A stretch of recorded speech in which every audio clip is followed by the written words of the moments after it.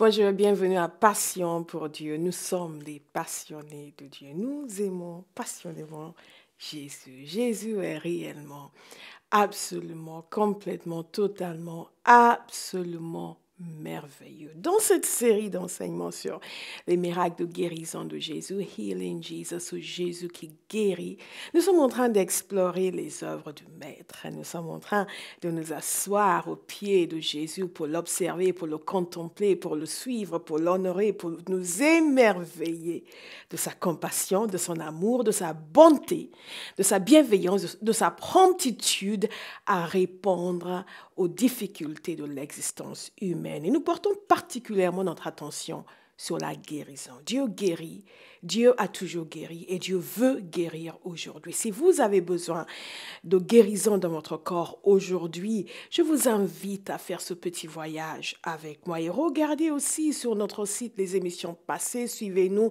pour les émissions à venir parce que nous allons explorer tous les miracles de guérison de Jésus qui sont notés dans la parole de Dieu. Pourquoi? Parce que nous voulons changer notre regard. Nous voulons voir Jésus tel qu'il était, tel qu'il est aujourd'hui.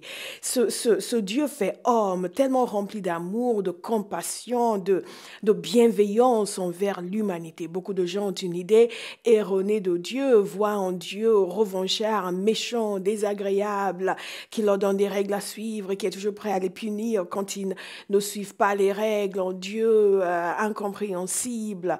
Mais non, Jésus est la révélation de Dieu sur la terre. Il nous permet de voir le cœur de Dieu pour l'humanité et le cœur de Dieu. Dans ce cas précis, dans l'étude que nous sommes en train de faire pour les personnes qui sont malades, nous allons voir une ou deux histoires aujourd'hui de guérison que Jésus a opéré. Ce que nous faisons dans cette série, c'est changer notre regard, comme je viens de dire, sur Jésus, le voir tellement réellement comme il est, cette compassion, cet amour extraordinaire qu'il a envers nous encore aujourd'hui. Mais c'est aussi d'apprendre à recevoir notre guérison. Pouvoir recevoir. Beaucoup de gens, lorsqu'ils ne sont pas guéris, concluent que Dieu ne veut pas guérir. Mais il y a des circonstances, il y a des situations, il y a des décisions, il y a des choix, il y a des attitudes que nous avons qui nous aident à entrer et plonger dans cette grâce extraordinaire de Dieu. Je vais vous donner un exemple. Vous vous tenez devant la porte de votre voisin. Vous essayez d'ouvrir sa porte avec vos clés à vous. Et vous n'arrivez pas à ouvrir sa porte. Pourquoi? Parce que vous n'avez pas les bonnes clés pour ouvrir cette porte. Il vous faut les bonnes clés pour pouvoir ouvrir la porte et entrer. Et la guérison, c'est un peu comme cela. Il y a des clés qui nous permettent d'ouvrir la porte de la guérison. Beaucoup pensent que si Dieu voulait guérir, il guérirait comme ça. Dieu a une façon de faire, une façon de fonctionner. Jésus vient pour nous montrer comment Jésus agit, comment Dieu agit, comment Dieu fonctionne avec nous. En étudiant ces miracles de guérison de Jésus, nous voyons des circonstances différentes, nous voyons des attitudes différentes, nous voyons des réactions différentes et nous voyons les différentes manières par lesquelles Jésus a guéri les gens. Et pour ceux qui veulent réellement prier pour les malades, veulent être utilisés par Dieu pour la guérison, suivez cette étude avec nous pour voir comment Jésus a fait. Nous suivons dans les pas du Maître. Nous n'inventons rien d'extraordinaire. Nous suivons Jésus. Celui qui est extraordinaire, c'est Jésus. Et nous le suivons. Nous copions sur lui. Nous faisons ce qu'il dit parce qu'il nous a bien dit que ceux qui croient en lui feront les mêmes œuvres que lui a faites et feront encore de plus grandes. Pourquoi? Parce qu'il est parti auprès du Père. Nous a envoyé son esprit, c'est ce même esprit dont il est question dans Actes 10, 28, comment Dieu a oint d'esprit saint et de puissance Jésus de Nazareth qui allait partout faisant du bien et guérissant tous ceux qui étaient opprimés par le diable car Dieu était avec lui. Et c'est ce que nous sommes en train d'explorer. Regardez avec moi dans vos Bibles. Je vous donne 3 références. Nous n'allons pas tout lire, nous allons faire référence à certains de ces passages, mais je vous invite à les lire à la maison. Matthieu 12, du verset 9 au verset 13, et ça s'affiche à l'écran. Marc 3, du verset 1 au verset 5, et Luc 6, du verset 6 au verset 10. Les 3 évangélistes racontent la même histoire. C'est l'histoire d'un homme qui a une main sèche. Il nous est dit ici, je vais juste vous lire des petites parties ici et là, que étant parti de là, Jésus entra dans la synagogue. Et voici, il s'y trouvait un homme qui avait la main sèche. Ils demandèrent à Jésus, est-il permis de faire une guérison les jours de sabbat? C'était afin de pouvoir l'accuser. Nous avons d'autres informations dans Marc, dans Luc, qui parlaient déjà, avant même qu'ils ne posent la question, du fait que les gens ruminaient ces choses dans leur cœur. Et Jésus a répondu à leurs interpellations. Et il y a une question importante qui se pose ici, et ça nous donne une lumière merveilleuse sur la guérison. C'est ceci, il y a des lois religieuses. Est-ce que l'on peut aller contre ces lois religieuses pour opérer une guérison? Et Jésus leur répond, dans Marc 3 au verset 4, est-il permis, le jour du sabbat, de faire du bien ou de faire du mal, de sauver une personne ou de la tuer? Mais ils gardaient le silence. Et ce que Jésus est en train de dire ici, c'est que la guérison est quelque chose de bien. Et il donne l'exemple de quelqu'un, si vous regardez dans Matthieu 12, verset 11, « Lequel d'entre vous, s'il n'a qu'une brebis et qu'elle tombe dans une fosse le jour du sabbat, ne la saisira pour l'en retirer? Combien en homme ne vaut-il pas plus qu'une brebis? Il est donc permis de faire du bien les jours du sabbat. » Maintenant, ce que nous retenons de cette histoire, c'est qu'aux yeux de Dieu, la guérison, c'est quelque chose de bien. Et c'est important de le souligner parce que beaucoup de personnes semblent ne pas savoir que Dieu veut qu'elle soit guérie. Et que pour Dieu, c'est faire du bien que de les guérir. Ça, c'est la première chose. La deuxième chose, c'est que dans certains milieux chrétiens, religieux, évangéliques, la guérison est devenue quelque chose que l'on regarde de travers. La prière pour la guérison. Il y a toute une catégorie de personnes qui ont leur doctrine et leur schéma théologique. Et la prière pour les malades n'entre pas dans ce schéma théologique. Il y a une approche qui peut se vouloir intellectuelle à la fois et qui refuse les œuvres de puissance. Et ces gens étaient des gens qui avaient un certain cadre théologique. Et dans leur cadre théologique, il n'y avait pas de place pour ce genre d'exercice certains jours de la semaine. Et Jésus fait exploser ce cadre théologique en montrant le cœur du Père. Quel est le cœur du Père? Le cœur du Père, c'est de faire du bien. Et quel que soit le jour, quel que soit le système, quel que soit l'endroit, Dieu veut faire du bien. Quelles que soient nos idées d'ailleurs sur la question, Dieu veut faire du bien. Et c'est la volonté de Dieu et c'est l'initiative de Jésus ici d'aller vers cet homme et de lui faire du bien. Remarquez par exemple que dès que Jésus est arrivé, ils ont commencé à se poser la question parce qu'il avait cette réputation de faire du bien. Ma prière aujourd'hui, c'est que dans notre génération, nous puissions voir Jésus de la même façon que ces gens l'ont vu, quelqu'un qui allait partout faisant du bien. Que ces gens, ils ont vu Jésus venir. Ils n'étaient pas d'accord avec lui. Nous allons voir par la suite quelle hostilité à son égard. Ils n'étaient pas d'accord avec lui, mais ils soupçonnaient qu'il allait guérir. Je vous invite à commencer à soupçonner Jésus de vouloir vous guérir. C'est déjà un premier pas. Ils l'ont soupçonné de vouloir guérir cet homme en violation à leur loi. Et c'est cela qu'il nous faut retenir. Il y a des chrétiens aujourd'hui qui ne voient pas la guérison dans la parole de Dieu parce que c'est différent de ce qu'ils avaient appris quand ils étaient jeunes. C'est différent du milieu théologique dans lequel ils évoluent. Et pour beaucoup de personnes, malheureusement, parce qu'il y a eu des abus pour beaucoup de personnes lorsqu'on prie pour la guérison, les gens pensent à un évangéliste avec des faux cheveux et des bagues en or au doigt. J'ai une bague en or. Et des bagues en or au doigt avec une façon de parler extrêmement exagérée et qui, de surcroît, à la fin, vous sollicite de l'argent. Non. Et donc, veulent se distancer et veulent s'éloigner de tout ce qui touche à la manifestation de la puissance de Dieu et de la guérison. Non, nous ne devons pas rejeter le bébé avec l'eau du bain. Jésus faisait du bien. Et ici, Jésus leur explique, il est permis de faire du bien. En dépit de votre système religieux, il est permis de faire du bien. En d'autres termes, la guérison, c'est faire du bien. Dieu veut vous faire du bien aujourd'hui. Là où vous êtes aujourd'hui, je déclare sur vous que Dieu veut vous faire du bien. Et Dieu veut vous guérir. Et Dieu va vous guérir. Commencez à croire et à recevoir cette parole. Pensez à cela. Le désir du Père, c'est de vous guérir. Le désir de Jésus, c'était de guérir cet homme. Et cet homme, avant même de faire appel à lui, il y avait des gens à côté qui étaient hostiles. Jésus risquait beaucoup. Il risquait l'opprobre des gens religieux, des gens bien pensants, des gens bien en vue. Il a risqué tout cela pour guérir un pauvre homme qui avait une main sèche. Il a risqué tout cela pour venir en aide à quelqu'un qui était dans le besoin. C'est cela le cœur du Père, l'amour et la compassion de Dieu. Dieu a compassion de vous aujourd'hui, là où vous êtes. Commencez à tendre vos mains vers lui, tendre vos cœurs vers lui, à recevoir la guérison qu'il veut donner parce qu'il le veut. Beaucoup de personnes se demandent est-ce que Dieu veut me guérir. Et il y a des gens qui croient que Dieu peut, mais se demandent est-ce que Dieu veut vraiment. Est-ce qu'il me voit dans ma souffrance? Pensez-y. Jésus, c'était le rabbin bien en vue. C'était la personne que les gens suivaient partout. Il avait une réputation. Dès qu'il arrive quelque part, les gens le suivent. On va voir dans quelques instants comment les foules le suivaient. Or, Jésus a prêté attention à un pauvre homme. Jésus prête attention à votre vie, à votre situation et à votre cas. Il a prêté attention à ce pauvre homme et il a réagi dans un climat défavorable pour dire qu'il est permis de faire du bien. Et Dieu veut faire du bien. Et je le répète encore, Dieu veut vous faire du bien. Et si vous voulez recevoir la guérison, commencez à le dire là où vous êtes, Dieu veut me faire du bien. Vous savez, il y a un livreur qui est passé chez moi la semaine dernière et à la fin, il y avait beaucoup de problèmes avec la livraison. Donc, nous avons essayé tant bien que mal de régler le problème. Et avant qu'il nous parte, il y a des gens qui lui ont parlé de Jésus. Et ils disaient, oui, ils savaient qui était Jésus. Jésus était le Fils de Dieu. Il était en haut, à côté, assis à la droite de Dieu, etc. Et il n'était même pas chrétien.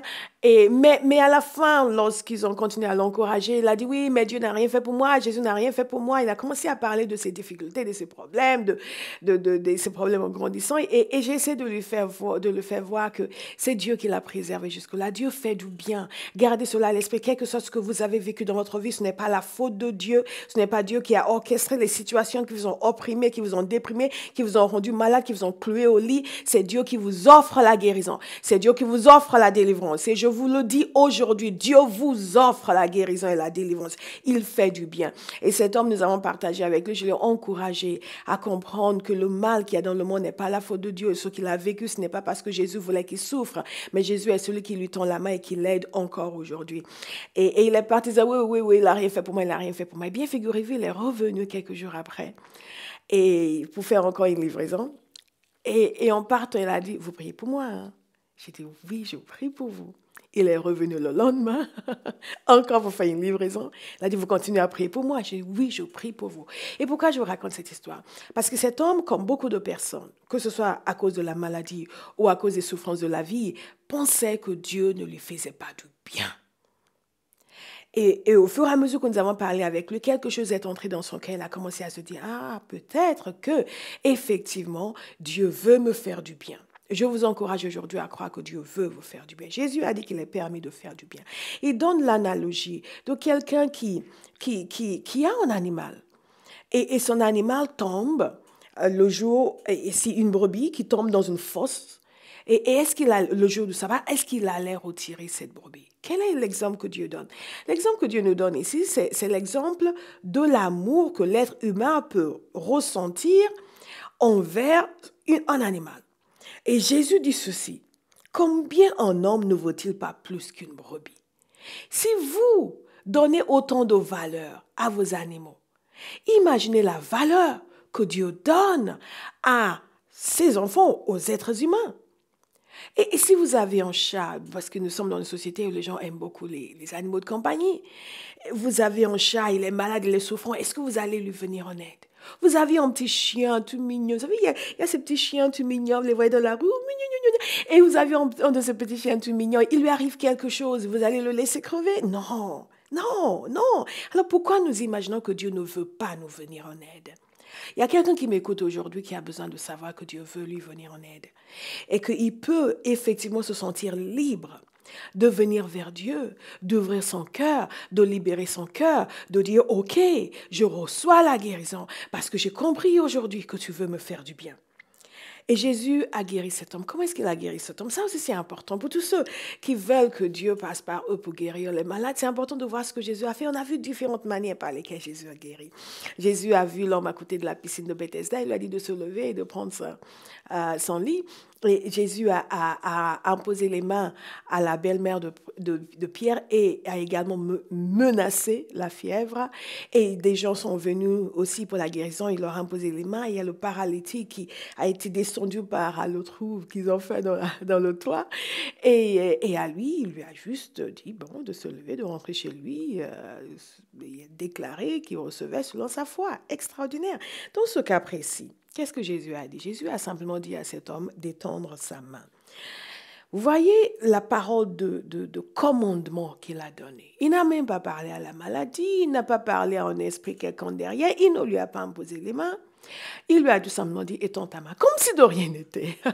Comme si la main était parfaitement normale et qu'il pouvait l'étendre, alors qu'il ne pouvait pas étendre sa main avant. Il y a des fois où Dieu va vous guérir. Vous allez ressentir que Dieu veut que vous fassiez quelque chose que vous n'arrivez pas à faire avant. Souvent, lorsqu'on prie pour les gens qui sont malades, on leur demande de faire quelque chose qu'ils ne pouvaient pas faire avant. Et c'est important de faire ce geste et de suivre et d'obéir. Cet homme a obéi. Il n'a pas dit, mais comment ça étend ma main? Tu as vu que ma main est desséchée, je ne peux pas l'étendre. Non, il a obéi, il a étendu sa main et ce faisant, sa main était complètement guérie. Alors vous allez me dire que les gens qui étaient contre Jésus, qui étaient hostiles à cette action, auraient été émerveillés par cette chose extraordinaire que Dieu a faite et qu'ils auraient célébré et que Jésus serait devenu leur héros. Mais absolument pas. Parce qu'il nous est dit que ces gens sont sortis et aussitôt ils se consultèrent avec les Hérodiens sur les moyens de le faire périr.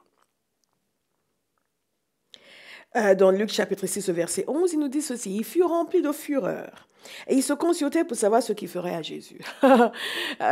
Souvent, les gens ne veulent pas s'embarquer, entre guillemets, dans un ministère de guérison parce qu'il y a beaucoup d'hostilité, il y a beaucoup de réactions négatives entre ceux qui voudraient de charlatans, entre ceux qui, dans leur ignorance, disent quoi? Ils posent les mains sur les gens, ils se prennent pour qui ne comprennent absolument rien aux doctrines bibliques de l'imposition de main, entre ceux chrétiens qui croient que Dieu ne guérit plus aujourd'hui et que donc si quelqu'un n'est pas guéri, ça veut dire que Dieu ne guérit pas et que vous êtes tous des charlatans et que vous êtes des menteurs et que vous voulez prendre l'argent des gens. Oui, il y a toujours une question d'argent quelque part. Et il y a beaucoup de gens qui renoncent à se lancer dans un ministère de guérison parce que ce n'est pas une science exacte. Nous sommes en train d'apprendre tous les jours au pied du maître comment amener les gens à recevoir leur guérison. C'est important de savoir que nous devons être prêts à faire face à l'opprobre. Nous devons être prêts à être incompris. Vous voulez prier pour les malades? Soyez prêts à être jugés, soyez prêts à l'hostilité. Ils ont été hostiles envers Jésus. Alors pourquoi ils ne seraient pas hostiles envers vous? C'est important pour nous de nous séparer de toutes ces considérations personnelles. Ils vont dire, ils vont croire qu'ils peuvent penser ce qu'ils veulent, ils peuvent croire que ce qu'ils veulent, ils peuvent dire ce qu'ils veulent. Ce qui compte, c'est d'obéir à Jésus. Je vous invite aujourd'hui à obéir à Jésus. Si vous êtes chrétien et que vous regardez cette émission, commencez à prier pour les gens qui sont malades autour de vous. Combien de gens pourraient être guéris si les chrétiens se mettaient à obéir à Jésus? Voici les signes qui accompagneront ceux qui auront cru. Ils imposeront les mains aux malades et les malades seront guéris. Les œuvres que je fais, vous en ferez de même et des plus grandes. Pourquoi nous ne faisons pas ces choses? Parce que nous voulons préserver notre réputation, parce que nous ne voulons pas que les gens parlent de nous, parce que nous voulons... Non, mais comme disait... quelqu'un, face à la difficulté, vous n'allez pas fondre. Vous allez simplement relever la tête et dire « Ok, et alors ?» Tant que Dieu agisse à travers moi, tant que je peux voir la vie des gens changer, la vie des gens transformer, c'est un appel que je lance aux chrétiens de commencer à s'investir dans le ministère de la guérison. Quelle est la plus grande bénédiction physique que quelqu'un peut recevoir de Dieu? La bonne santé. C'est pour ça que lorsque l'apôtre Jean écrivait à l'Église, il disait « Bien-aimés, je souhaite que vous prospériez à tous égards et que vous soyez en bonne santé, comme prospère l'état de votre âme. » Il exprimait ici le désir du Père, le désir de Dieu de nous voir en bonne santé. C'est le désir de Dieu. Et si vous n'êtes pas en bonne santé, le désir de Dieu, c'est de vous faire du bien, de vous guérir. Vous allez me dire, oui, mais je sais, il a guéri l'homme qui avait la main sèche, mais peut-être que cet homme avait quelque chose de particulier. Et ben moi, je ne sais pas, moi, c'est différent. Je ne même pas. Des fois même, je me demande si le Seigneur sait où j'habite. Il y a des gens qui se demandent si Dieu sait où ils habitent. Même le GPS sait où vous habitez. Pourquoi Dieu ne saura pas où vous habitez? Et sachez que il y a une chose qui est importante dans le ministère de guérison de Jésus, c'est qu'il y a des cas individuels qui nous sont relatés. Et ces cas n'étaient pas uniques. Parce que la parole de Dieu nous montre clairement que Jésus a fait beaucoup plus de choses que ce qui a été écrit. Et donc, nous savons qu'il a guéri beaucoup plus de personnes que des cas individuels qui sont relatés dans la parole de Dieu. Nous étudions ces cas individuels parce que chaque cas nous apprend quelque chose. Soit parce que nous voulons recevoir la guérison, nous voulons marcher en bonne santé, soit parce que nous voulons que Dieu se serve de nous pour guérir les malades, pour prolonger la vie des gens, pour éviter que les gens ne meurent de façon précoce, pour éviter que les gens qui ont encore une destinée à accomplir sur la terre ne trouvent leur vie raccourcie par la maladie, par les œuvres du diable, pour faire en sorte que nous agissions selon les commandements de Jésus et que le désir du Père soit réellement comblé de voir les gens en bonne santé. Et nous avons un rôle à jouer. Nous avons un rôle à jouer. Mais ce qu'il faut savoir, donc, c'est qu'il y a ces cas qui nous ont été écrits, qui nous ont été notés pour servir d'exemple. Mais la parole de Dieu nous montre clairement aussi que le ministère de guérison de Jésus n'était pas limité à ces individus. Si c'était limité à ces individus, on pourrait très facilement dire, comme beaucoup de personnes, que oui, mais Dieu sélectionne certaines personnes. Et il y a des gens encore aujourd'hui qui le disent, oui, mais quand Dieu veut guérir, il guérit. Mais si tu n'es pas guéri, c'est que Dieu ne veut pas te guérir. Non, il nous a dit ici, si vous regardez dans Matthieu 12, de verset 15 au verset 21, dans Marc 3, de verset 7 au verset 12, et dans Luc 6, de verset 17 au verset 19, nous avons le témoignage des 3 évangélistes. Alléluia. Si vous regardez dans ces passages, vous allez voir une autre situation. Ce sont des foules qui sont venues à Jésus. Et ça, c'est important pour nous. Parce que quand nous voyons ce que Jésus a fait avec des foules, est-ce que Jésus a vu des foules et a sélectionné des individus pour dire, toi, tu vas être guéri, toi, tu vas être guéri, toi, ce n'est pas la volonté de Dieu, toi, Dieu, dans sa souveraineté, a décidé autrement. Ce sont les arguments que nous entendons aujourd'hui. Toi, tu peux être guéri, toi, mais vous autres, non, ce n'est pas le cas, Dieu ne le veut pas. Non. Qu'est-ce qui se passait quand Jésus était face à une foule? Il nous est dit ici, par exemple, dans Luc chapitre 6, verset 17, il descendit avec eux et s'arrêta sur un plateau où se trouvait une foule de ses disciples et une multitude de peuples de toute la Judée, de Jérusalem, et de la contrée maritime de Tyr et de Sidon. Les gens sont venus de partout. Entre parenthèses, j'ai l'habitude de dire que les gens qui font des films sur Jésus, manifestement, ne comprennent pas le sens de multitude. Parce que souvent, lorsque vous voyez ces films, vous avez 3 chats et 4 individus. Et c'est ça leur définition d'une multitude. Non, une multitude, c'est une multitude. Un grand nombre de personnes. Et Jésus était constamment entouré par tout le monde. Parce que les gens savaient qu'il guérissait. Et le défi de l'Église, et vous êtes chrétien aujourd'hui, je vous mets au défi, c'est de montrer à notre génération que Jésus guérit. C'est de montrer à notre génération que Jésus est vivant. C'est de montrer à notre génération que Dieu veut leur faire du bien, qu'ils le connaissent ou qu'ils ne le connaissent pas. Jésus a guéri des gens qui n'étaient même pas de son peuple. Alors, a guéri en faveur des gens qui n'étaient même pas de son peuple. Nous allons parler la semaine prochaine, non pas le temps cette semaine, de centenier ou de centurion dont le serviteur a été guéri. Et lui n'était même pas du peuple de Dieu, mais il a pu obtenir la faveur de Dieu. La syrophénicienne, c'est la même chose. Elle n'était pas du peuple de Dieu, mais elle a pu obtenir la faveur de Dieu. Alors Dieu guérit. Il guérit les chrétiens, il guérit les non-chrétiens. Alors ne me dites pas, oui, mais moi je ne crois pas en Dieu. Ne vous inquiétez pas, Dieu vous guérit quand même, parce qu'il fait du bien. Il fait pleuvoir sur les bons et sur les méchants. J'ai dit ça une fois à quelqu'un, il dit, alors je n'ose même pas demander dans quelle catégorie tu me mets. C'est une façon de dire que la bonté de Dieu est réservée à tout homme. Alors voyons quelque chose ici. Donc, une multitude, c'est beaucoup de personnes. OK. Où se trouvait une foule de ses disciples et une multitude de peuples de toute la Judée, de Jérusalem et de la contrée maritime de Tyr et de Sidon. Ils sont venus de partout, mais de partout. Ça grouillait, ça fait un monde extraordinaire. Ils étaient venus, pourquoi? Pour l'entendre.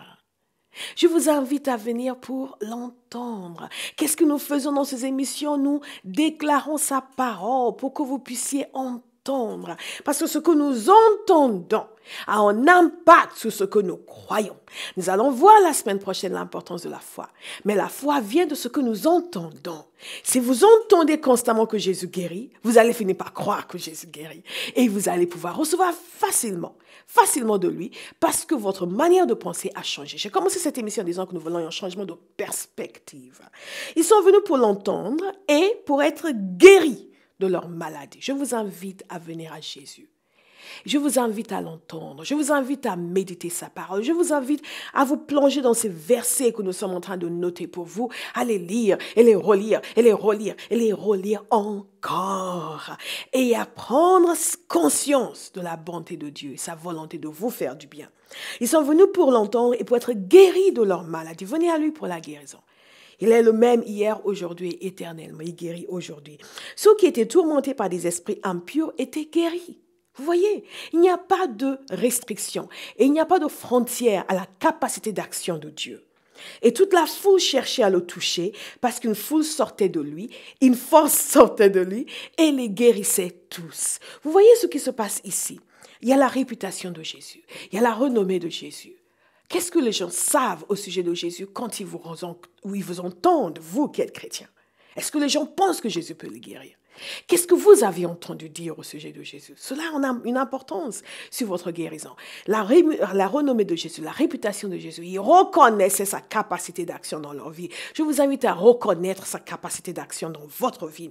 Ils reconnaissaient sa capacité d'action dans leur vie et ils sont venus. Beaucoup ne viennent pas. On a dit, on va prier pour toi, viens. Oui, mais bon, tu sais, en ce moment, je suis vraiment très occupée. Et ta santé, elle est importante. Oui. Et ils sont venus. Donc, ils l'ont entendu et ils ont reçu leur guérison. Et il nous a dit qu'ils cherchaient à le toucher. Pourquoi? Parce que la puissance de Dieu se communique par le toucher. C'est pour cela que Jésus imposait les mains aux gens. Et ce que nous voyons qui est intéressant, et nous allons voir ça, j'espère la semaine prochaine déjà, c'est que même sans que Jésus impose visiblement les mains aux gens, quand les gens le touchaient simplement, la puissance de Dieu sortait de lui et les guérissait. C'est ce qu'il nous a dit ici, une force sortait de lui et les guérissait tous. Et dans Marc chapitre 3, c'est la même chose, on nous parle d'une grande multitude qui l'a suivi. On nous dit au verset 10, car comme il guérissait beaucoup de gens, tous ceux qui avaient des maladies se jetaient sur lui pour le toucher. Et qu'est-ce qui se passe ici? C'est qu'il guérit tous les malades. Tous. Tous veut dire qu'il n'a pas fait d'exception. Il n'a pas choisi quelques individus. Nous avons des cas précis qui nous sont racontés pour que nous puissions apprendre, mais tous ceux qui viennent à Jésus reçoivent. Tous ceux qui sont venus à Jésus ont reçu. Cela nous permet de voir que Dieu veut que vous receviez là où vous êtes aujourd'hui. Je vous invite à venir à Jésus.